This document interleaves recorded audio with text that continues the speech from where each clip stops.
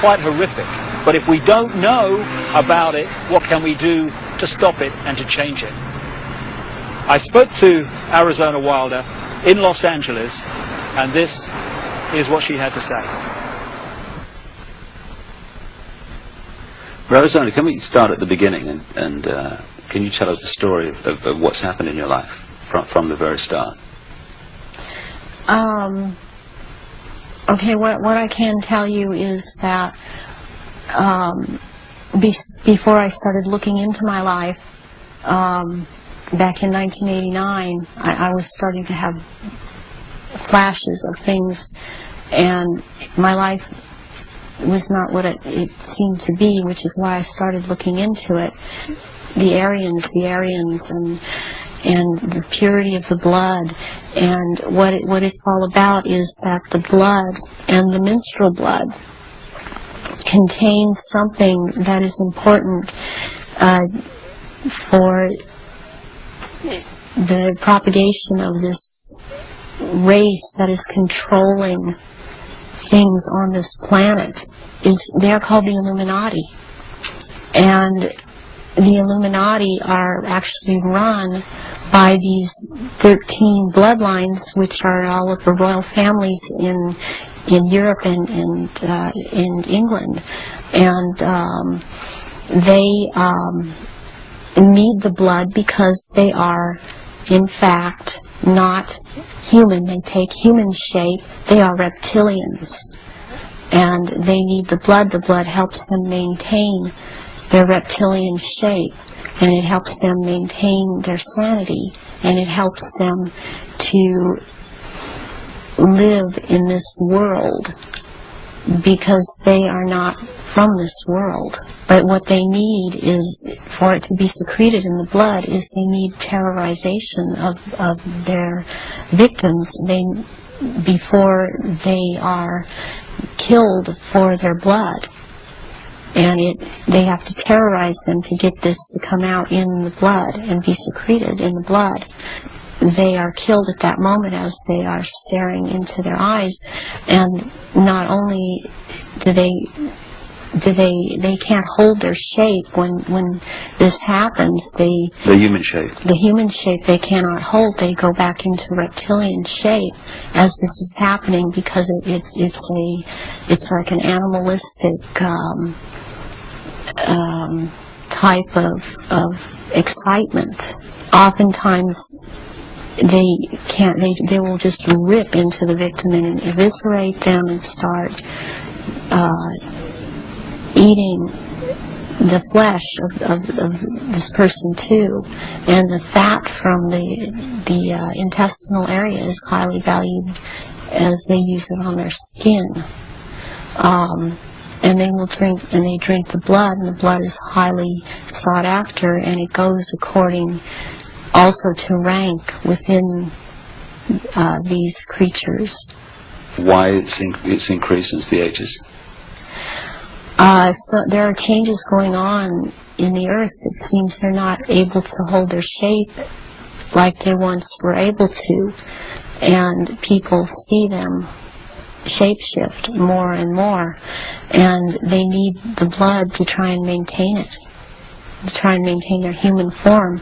I believe there's a time coming, because of what I've been told, when they are not going to bother having to hold that human shape as they had to before, and they want that time to come. It's been about 4,000 years ago.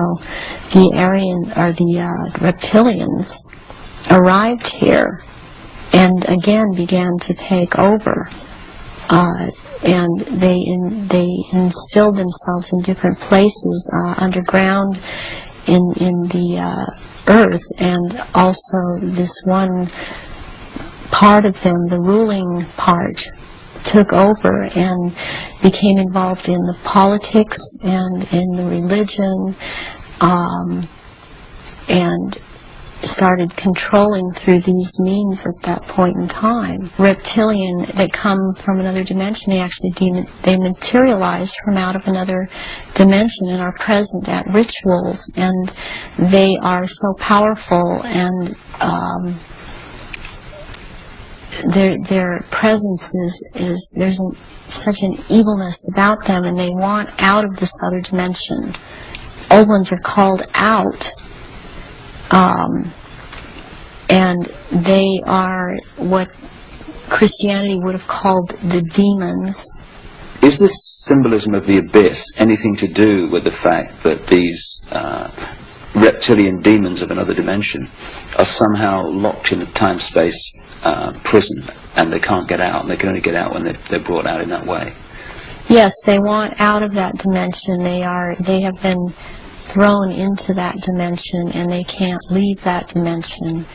And that's actually what the abyss is about, is being in a different dimension. It's like something to do with the fourth dimension. So take us through one of these rituals that you conducted at the highest level of this global brotherhood. What would happen? And then they have these children that they're kidnapping and bringing in from other countries, and no one misses them because these are third world countries. And the children they have the most energy, the purest energy, they're the highest form of sacrifice. They are used as actual blood sacrifices during these rituals because of, again, reptilians needing their blood. The blood will be gathered in a goblet, and it will be dispersed among the reptilians. Are these rituals rare? I mean, how many are there that, say, go on a year? I mean, we talk hundreds or thousands? There are things happening every month of the year. What happens on the night of Halloween?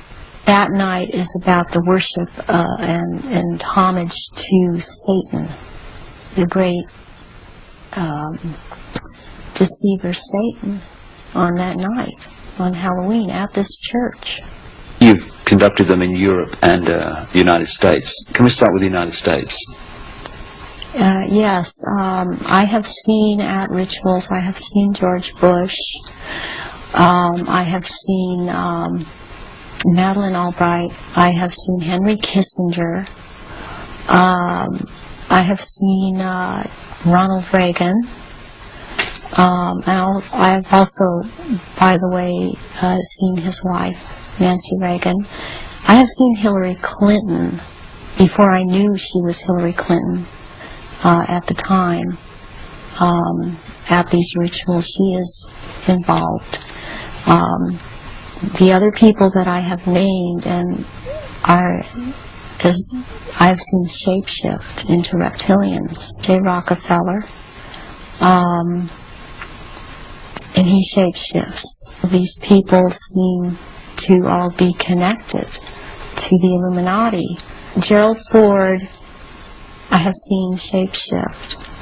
Dr. Joseph Mengele, who took me around to these rituals a lot of the time, was also a shapeshifter. There are people in the European countries that I've seen shapeshift and be involved.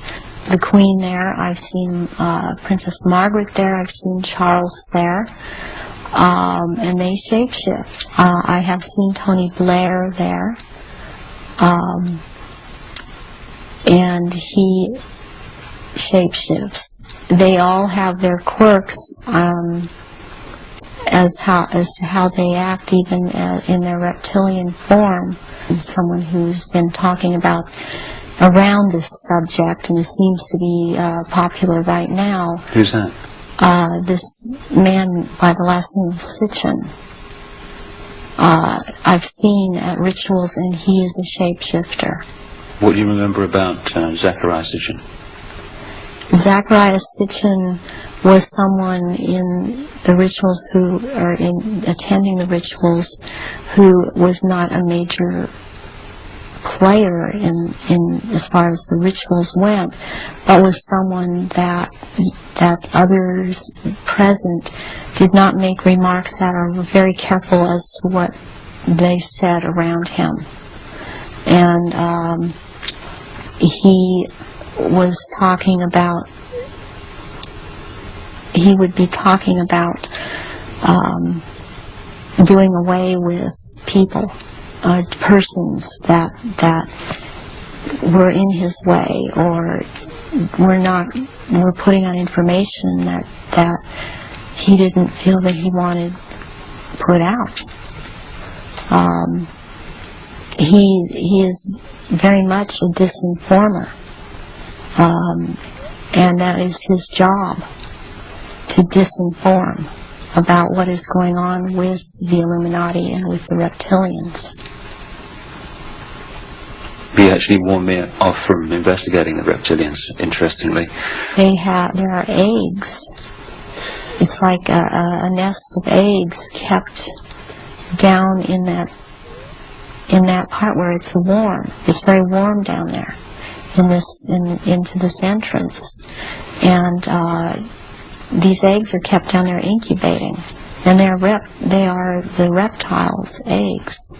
What have you seen the royal family do? The Queen Mother, and the other people you've seen in the rituals. What have you seen them do? I've seen all of them drink human blood and consume human flesh, and they have their own goblets in which they have blood, and these goblets are encrusted with jewels, and they also have their own daggers, and that the dagger goes into the goblet. Wear these robes, but they don't wear anything underneath the robes, because what is going to happen, what the rituals are all about, they're going to shapeshift, and they can't have anything on under the robes. And there are orgy kind of things that go on at the rituals also. And involving the royal family of Britain? Yes, involving the royal family of Britain, and the sacrifice and the eating of, consuming the sacrifice, and they are involved in that. And you've seen them do that? Yes, I have seen them do that. People in Britain, listening to what you're saying, would obviously be staggered, I guess anywhere in the world, but what would stagger them mostly is, in Britain, the Queen Mother has an image of being the nation's grandmother, the nice old lady, and good old Queen Mum, what a lovely lady. What's your experience of the Queen Mother? She is very cold in reality, and she is very cruel. She obviously, from what I see, enjoys consuming human flesh. It's sickening. Do they go into a different state in terms of age and strength and all these other attributes when they actually shapeshift? Yes, the human body that they choose to occupy or take when it was young, it ages, but when they take the reptilian form, these reptilians live hundreds of years, and so they have to have taken more than one human body to live in. A lot of them are much older, and I'm including the Queen Mother in this, older than people think that she is. She's been in more than one body, human form. And when the time comes, if it is time for her to go on, it has been chosen that she still has, it's known that she still has life or years to go. Again, she will be put into the body, the essence of her, and the reptilian form will go, the essence of her will go into another body that is also has the ability to shapeshift into reptilian form. One of the pure reptilian human bloodlines. Yes. What happens when take the Queen Mother as an example. What happens when they shapeshift? I mean, what do you see? You start to see changes happen, and they're happening so fast that it's almost it's the closest thing that I've seen to it is what they're now doing with computer technology. It's just a literal transformation that happens very quickly, and they get taller and they get bigger, and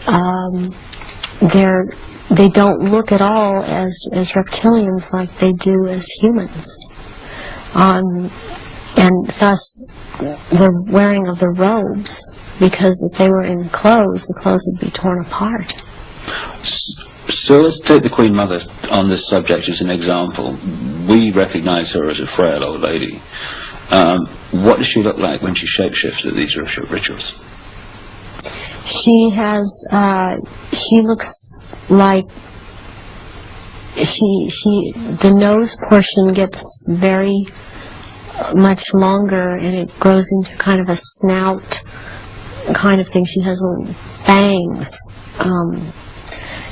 and incisors as teeth, and there's a tongue. And they all seem to have this kind of tongue when they're at this level.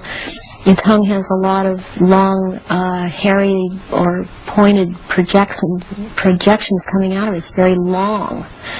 And they have these, they don't have hands or feet, they have these claws. And they have scales, and also scales that seem to kind of disappear into one another, but it's more pronounced on the back. There seem to be lumps or protrusions coming from the head. There seem to be some kind of growth appendages at where, on the back. And they seem folded, and not all of them have that. And there is a tail, and they a lot of times will keep the tail curled. And and I've seen her when she's very displeased with something, as I've seen other members like this. This tail is whipped around. Very agitated, and they do, and she hisses. What color are they? Which one in particular? Take the Queen Mother as an example. She's kind of a beige color on the underside, and by the time you're going up around to the back and the tail and the top of the head and on top of the nose, snout, whatever, it's coming to a very, they're dark speckles or large speckles of dark browns. And the eyes, usually, they're large, they look like, they're very round, and they look like they're coming out of their sockets, and very protruding. And usually the color ranges from a beige to a gold to a dark greenish gold, and then there's this dark slit up and down, a vertical slit. And and the eyes will look hooded. And when they look hooded, it's a very frightening thing, because it seems that when the eyes are hooded, they're about to do something. What do you mean by hooded? The lids come down, and it's almost, I guess it would be the same thing in a human as an expression of someone's got an idea. And how tall are they when they shapeshift? They're just about 7 feet tall. Some are a little shorter, or to a foot shorter. Some are a little bit taller than 7 feet. What is it about the rituals that allow the shape-shifting to happen? When the victims are starting to be sacrificed, it's the scent of the blood, and they start shape-shifting at that point in time, and they can hardly wait to get to the blood. It's like they're addicted to the blood, and then the consumption of human flesh that follows. What have you seen the Queen or any of the royal family do in relation to that? Have you seen them sacrifice and consume human flesh? There are certain times when they will actually do a sacrifice, or there will have been someone doing a sacrifice, and it's not happening fast enough for them. So they will step in and finish it themselves, because the sacrifice the ritual has to be gone through. It's sacrificially, ritualistically, it has to have been gone through, and they will step right in and just start tearing the throat out, and they're getting all this blood from the jugular vein at the same time, and that has happened when there are many there that are going to be sacrificed, and they just can't wait, and tearing into the contents of the abdomen and stomach of a victim afterwards. Who have you seen do that? I've seen the Queen Mother do that, and Prince Philip and Charles.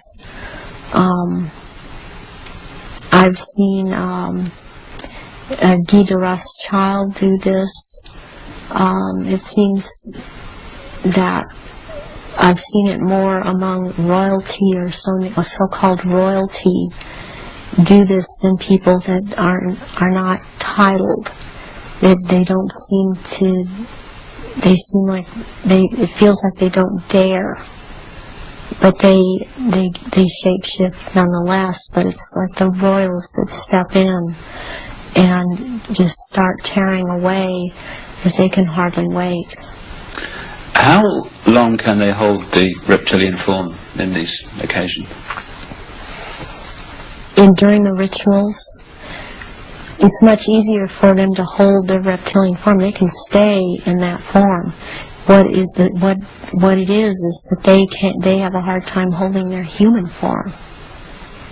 And as long as they're around blood and the scent of blood, they can't hold human form.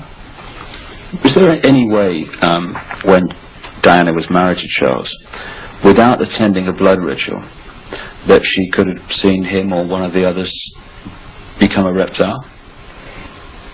They have a tendency, when they're asleep, to shapeshift, and not.